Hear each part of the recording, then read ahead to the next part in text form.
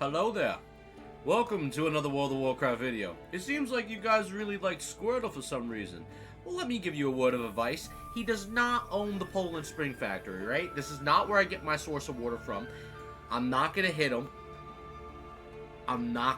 Settle down, alright? But what I will do is I will proceed to put him in a rock bottom. I'm not gonna lie, I might have fell to the floor almost. I had to cut it out. I literally almost broke myself. Yeah, we almost broke a whole arm. We would have been out in, the hospital for a couple weeks. Settle down, lock it in. However, editor, keep that all in the video. Don't uncut it, cut it, put it back in, trim it out, and then add it back to the midsection.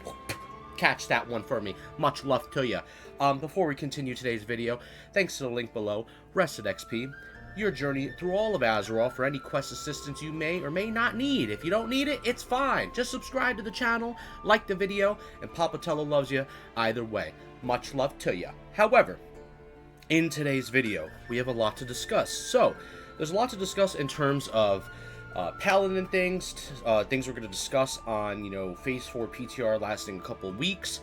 Also, a couple new tweets and a blue post that just dropped as of today. And I was actually looking at Twitter. I was going to already make, a post about it. But then Wowhead beat me to it. Wowhead, you're pretty damn good. Alright, but you need to settle the down. Alright, I'm trying to not cuss with my prayers, okay? Much love to you. However, let's go into discussion and read a couple things. And then we're going to dive into a little bit of Paladin talk. And then we'll go right back into the Twitter post, and then also talk about the PTR dev forums for a sec.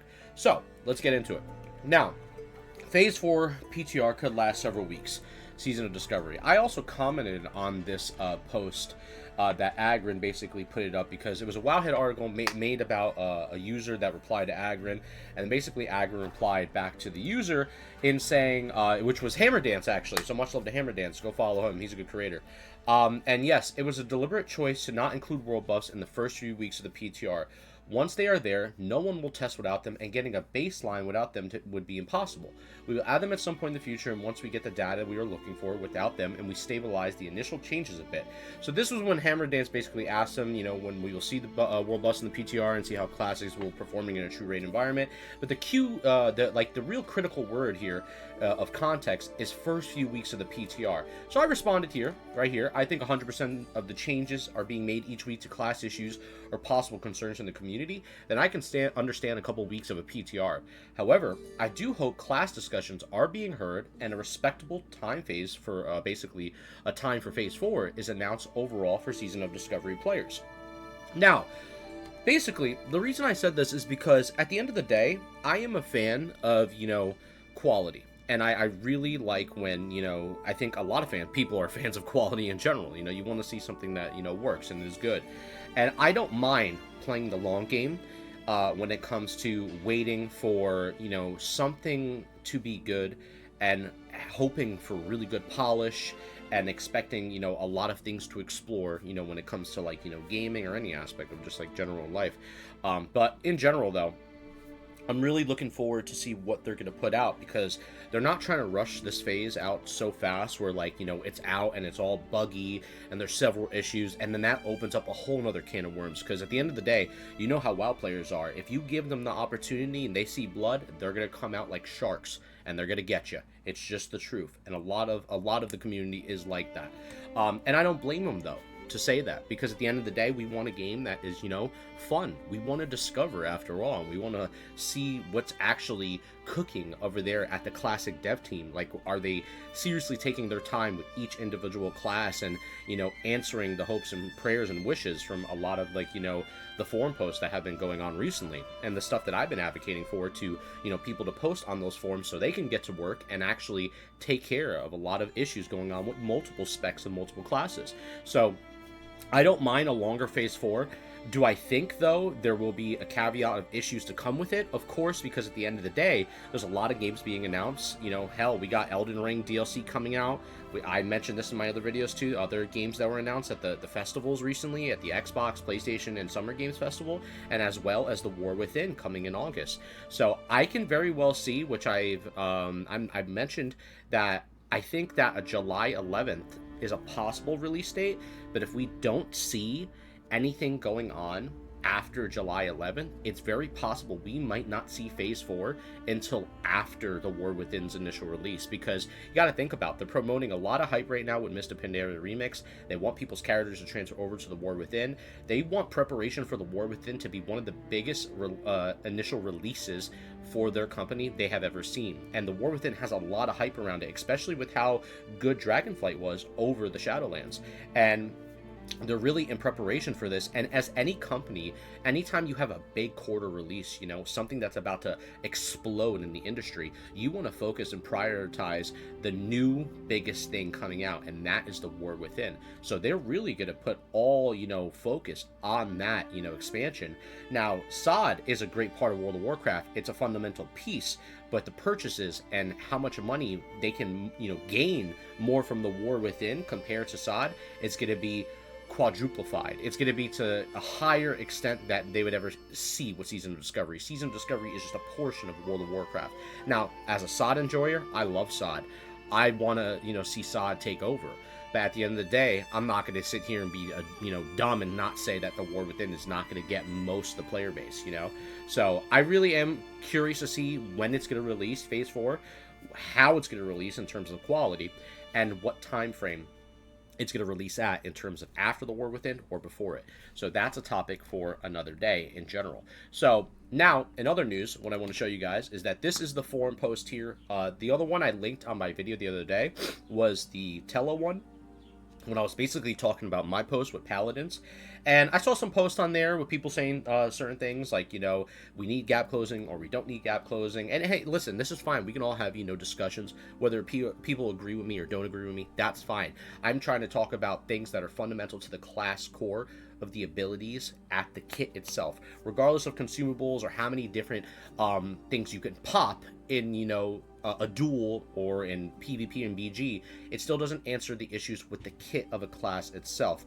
From one class's kit to another kit, a lot of classes are getting a lot of more, you know, movement-based things. I only think it's right that, you know, a Paladin should get something in relation. Somebody brought up a good point that I actually wanted to talk about, was that it would be really cool if a Paladin's judgment forced the person's player to fight the Paladin, for a couple seconds, and it would basically be like a gap closer, but an engagement based off of judgment itself. Or if judgment gave more percentage increase to pursuit of justice, for let's say a 50% chance of judgment triggering your pursuit of justice to basically get amplified for a couple seconds, so you can, you know, close in the gap a little bit.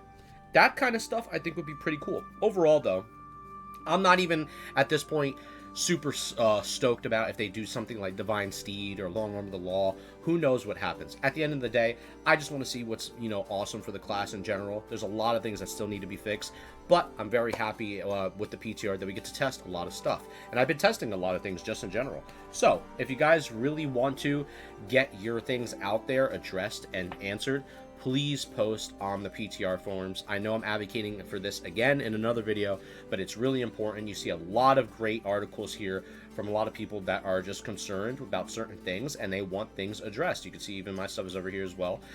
So just put your stuff there and, you know, let them know and let them do the homework, as I mentioned before.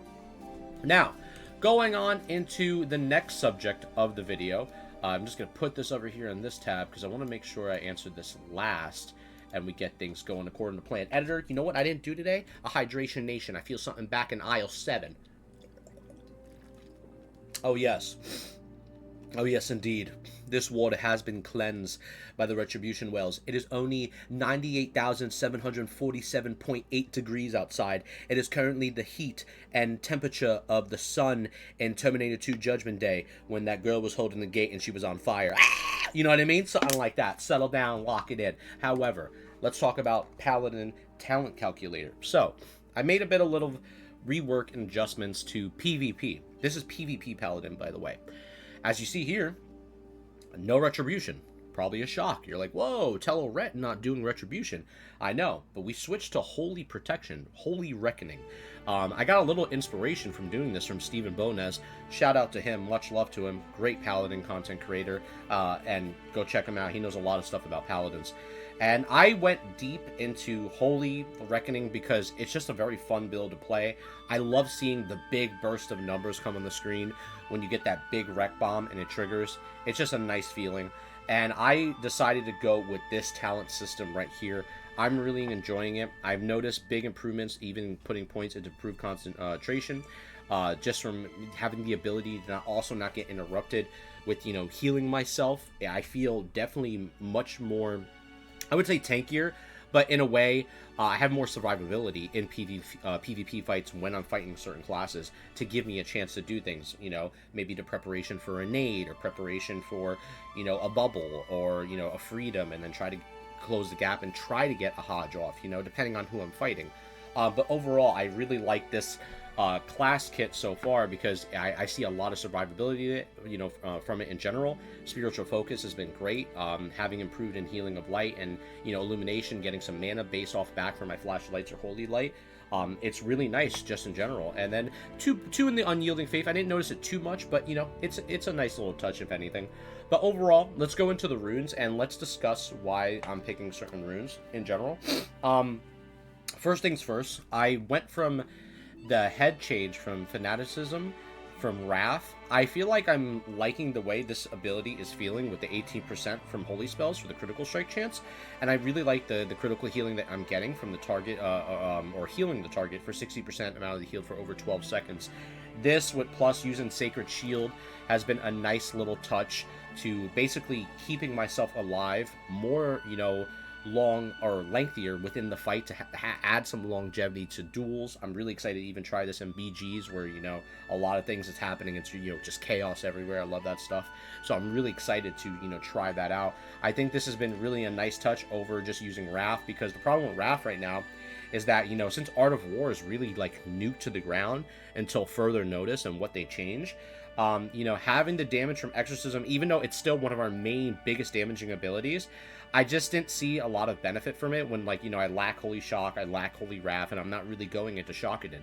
So, and plus I'm not doing Consecration as well.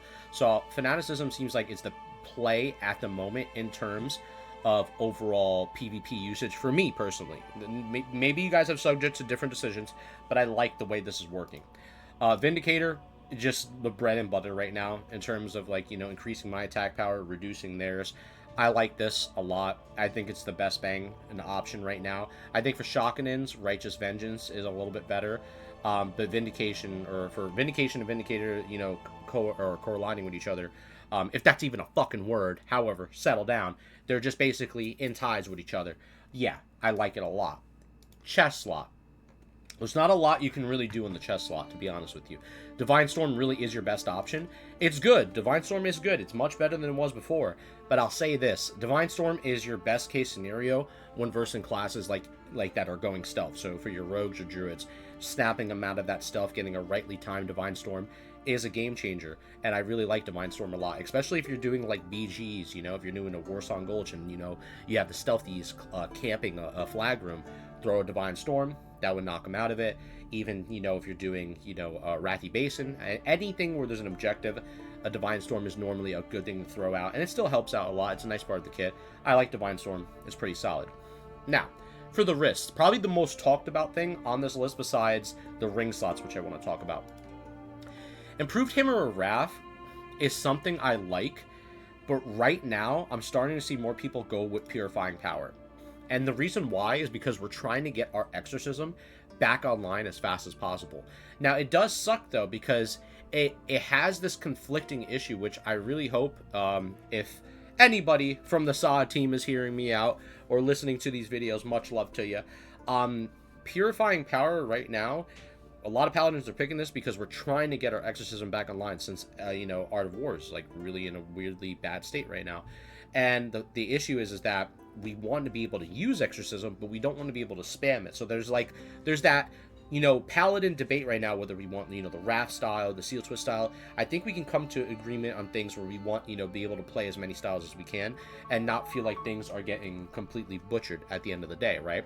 So, in general, though, I would love to see if, you know, they fix the Art of War playstyle and also try to make, you know, basically the Hammer of Wrath something more wanted at the current moment within the PTR, because it would be nice to have an improved Hammer of Wrath, especially in PvP, when a class is running away and you get the ability to throw that execution ability at them, you know? And this is a big deal, a lot for Paladins. It's basically our execute, you know, in terms of like how warriors are. So this is a really big deal. We would love to use this, but unfortunately we can't. Instead, we have to rely on the cast time of Hammer of Wrath instead of it being instant. So I think there needs to be some looks and some changes on how this works there, and then, you know, debate on how we go about the wrist slot in general. Hands, it's still Crusader Strike. Nothing is really beating that in terms of just, you know, damage overall. Still, you know, a damaging ability, we need that. Waist, Sheaf of Light, still going with that overall. I really like how Sheaf of Light is feeling in general. Malleable Protection, I wouldn't say I would really go with this. This is more like a PvE tanking thing. And Infusion of Light, I know it had some changes as well. But, you know, how people are, I think more of like, you know, shocketing based style Paladins are maybe using Infusion of Light or Holy. But I like Sheaf of Light right now for me in PvP. Legs, I'm really liking Rebuke. Rebuke is feeling really nice. You could macro switch and go to Avenger Shield if you wish to, but the problem with doing that as Rec spec, probably as Retribution Deep Ret, you can do Deep Ret and then just use Avenger Shield, and then you have the best of both worlds. If you're used to playing a warrior, you know what it's like already, like, you know, class dance switching and also macro switching to other weapons, like a one hand and a board, and then also to your two hand. So you get the ability to do that as like Deep Ret, but as Reckoning spec, if you switch over to your other, you know, weapons, you're going to be losing your Rec stacks, and you want to save those Rec stacks for one of those classes that are squishies to completely one-shot them. So you're building up those stacks from getting critically hit. You don't want to switch to another weapon.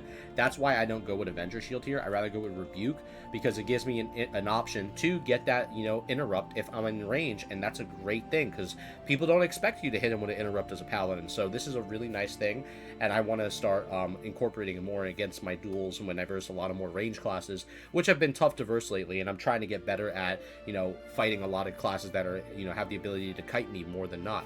So I like Rebuke. I think it's a good option. For the feat, Sacred Shield has been great.